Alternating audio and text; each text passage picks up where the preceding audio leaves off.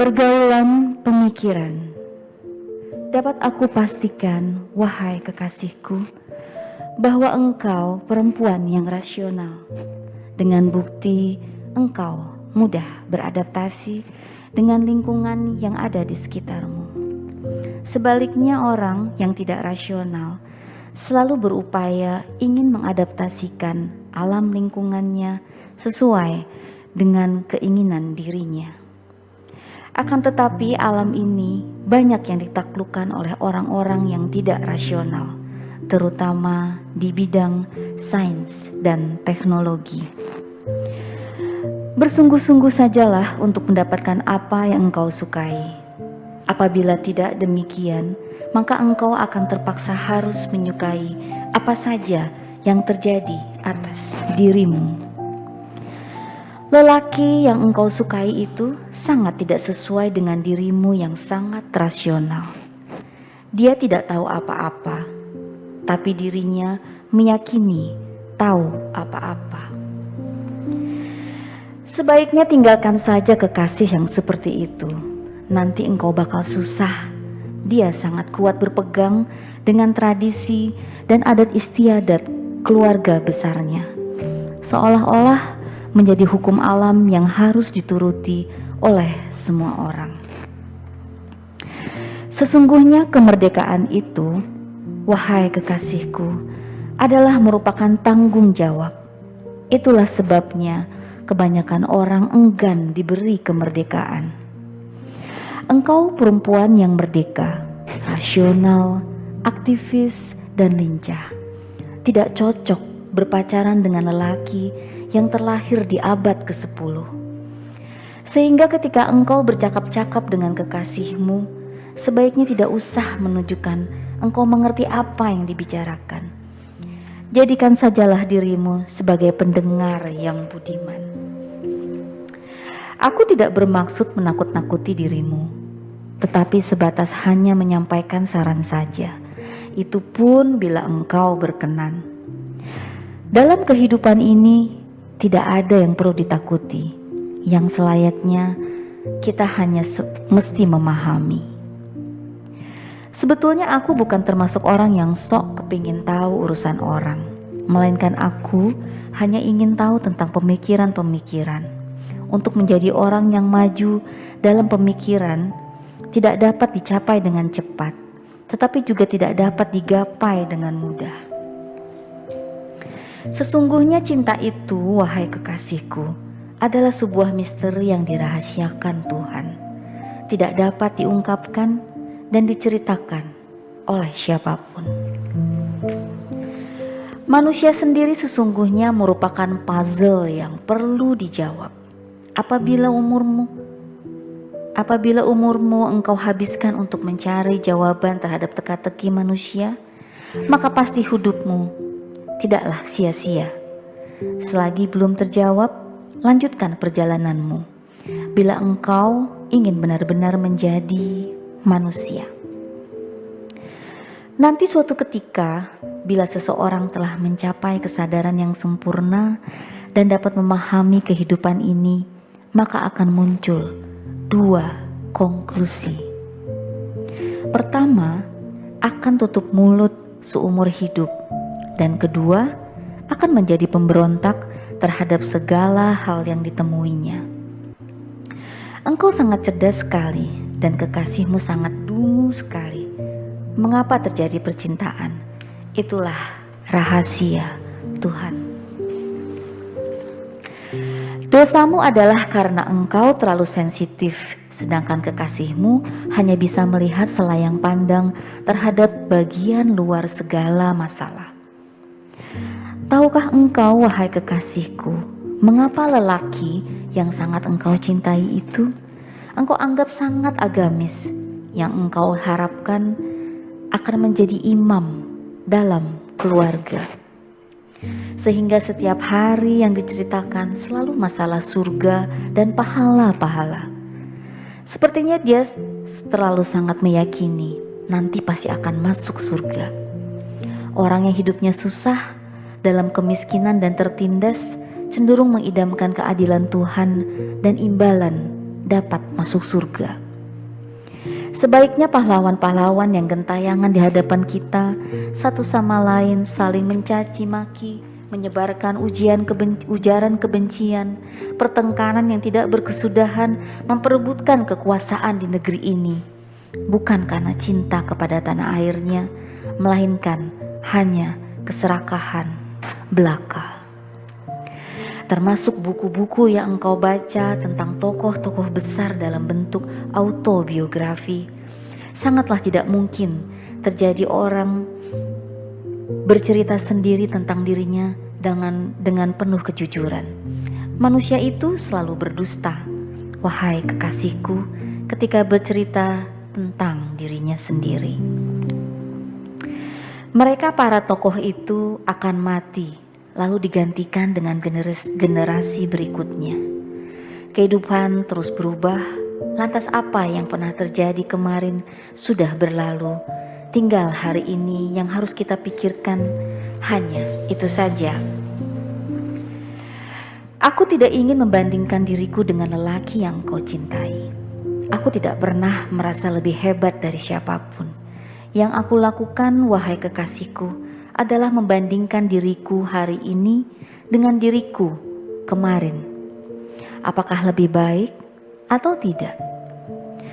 Yang menjadi kenyataan, sejak aku menaruh hati padaku, aku merasakan lebih bersemangat terhadap kehidupan. Ketika aku sedang menghadiri resepsi pernikahan seorang sahabat, aku temui engkau sendirian. Lalu kusapa, tidak bersama kekasihmu? Aku tidak pernah punya kekasih, bantahmu cepat. Ternyata selama ini aku salah duga.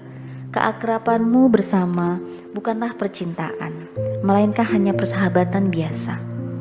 Orang yang punya akal yang sadar seperti dirimu pada umumnya selalu menghormati pemikiran-pemikiran orang lain, sekalipun tidak diyakini. Tidak ada seorang pun yang tahu berapa banyak persengketaan yang terjadi dalam diri manusia setiap saat, dan itu memakan biaya yang tidak sedikit hanya untuk membuat dirimu tampil dalam keadaan baik-baik.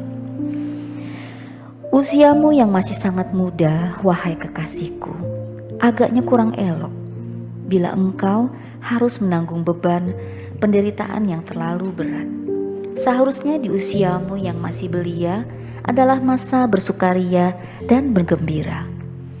Itulah suratan takdirku. Walau bagaimanapun, tetap harus aku jalani. Aku harus menghidupi adik-adikku. Ibu, bapak sudah tidak ada. Keluhmu kemudian terdengar sangat memilukan, hanya saja wajahmu tidak menunjukkan kesedihan. Engkau sangat tegar sekali, sanjungku kemudian. Engkau tidak menyambut sepatah kata pun. Lalu kulanjutkan, engkau tidak pernah kecewa kehilangan ibu bapak dan tidak kecewa kehilangan apapun? Aku hanya kecewa ketika kehilangan kepribadianku. Walau bagaimanapun, aku harus dapat membahagiakan adik-adikku. Memang intelektualitas itu, wahai kekasihku, terbangun atas pemahaman terhadap diri sendiri, pemahaman terhadap orang lain, pemahaman terhadap segala sesuatu, dan pemahaman akan hubungan antar manusia. Selanjutnya menjadi kesimpulan terbentuknya perilaku yang baik dalam menghadapi segala macam situasi dan kondisi yang ada. Ciri-ciri yang membedakan jantan dan betina semua orang sudah tahu. Beda lelaki dan perempuan tidak samar lagi. Tetapi ketika engkau berbuat dan bertindak sesuai azas kemanusiaan, bertanggung jawab untuk menghidupi adik-adik, engkau disebut orang sebagai perempuan yang tomboy. Selagi engkau hanya mengandalkan dirimu sendiri, wahai kekasihku, dan tidak tergantung pada orang lain, maka engkau tidak akan merasa kecewa kehilangan siapapun. Setelah ibu bapak tidak ada, terbentuklah kepribadianku yang baru. Tidak mungkin aku akan tetap menyandang kepribadian yang lama. Sekarang aku mesti keluar, mesti bekerja keras, kerja apa saja. Yang penting kerja. Dulu aku menduga hidup ini sempit karena kamar tidurku sempit. Ternyata jiwaku yang sempit. Engkau bercerita panjang lebar dan aku sebagai pendengar yang budiman. Lalu engkau lanjutkan lagi ceritamu. Sejak ibu dan bapak telah tiada, aku segera keluar dari jiwaku yang sempit. Karena aku khawatir aku akan tetap sendirian bersama pikiranku sendiri. Memang tidak mudah, wahai kekasihku, menjalani kehidupan hari ini tanpa terkooptasi oleh rasa takut menghadapi masa depan yang tidak tercemari oleh rasa kecewa terhadap masa lalu. Sekalipun kita kaya raya, berlimpah dengan berbagai materi. Sebelum engkau tersentuh dengan tubuhku, sebaiknya engkau kenali dulu pemikiran-pemikiranku, keyakinanku, fisiologiku, harapanku, dan cita-citaku. Karena bagaimanapun nanti pergaulanmu bersamaku dalam rumah tangga bukan hanya dengan tubuhku, melainkan lebih banyak yang dengan pemikiran-pemikiranku dan keyakinanku. Engkau menjelaskan pemikiranmu secara panjang lebar sehingga semakin membuat aku terkagum-kagum padamu. Yang cantik jelita ternyata bukan hanya wajahmu, wahai kekasihku, tetapi pemikiranmu ternyata lebih indah dari segalanya. Aku tidak pernah memberikan perhatian kepada siapapun terkecuali yang jelas adalah ketika terjadi ada timbal balik rasa yang bersambung. Ternyata engkau bukan hanya cerdas, wahai kekasihku, tetapi juga engkau sangat komunikatif, sehingga engkau berbincang dengan siapapun dengan mengukur tingkat intelektualitas orang yang sedang engkau ajak bicara. Lebih jauh, engkau kusanjung, tetapi engkau tidak merespon sedikit pun, hanya sekedar tersenyum kecil di bibirmu yang mungil itu. Jadi kapan engkau akan dapat memberikan kepastian padaku? Tanyaku langsung saja mengerucut. Nanti setelah dapat kupastikan masa depan 5 orang adik-adikku, minimal adikku terkecil telah menamatkan SMA, jawabmu terpatah-patah. Apakah akan engkau korbankan usiamu hanya untuk adik-adikmu? Tanyaku lagi. Entahlah, jawabmu sambil menghela nafas.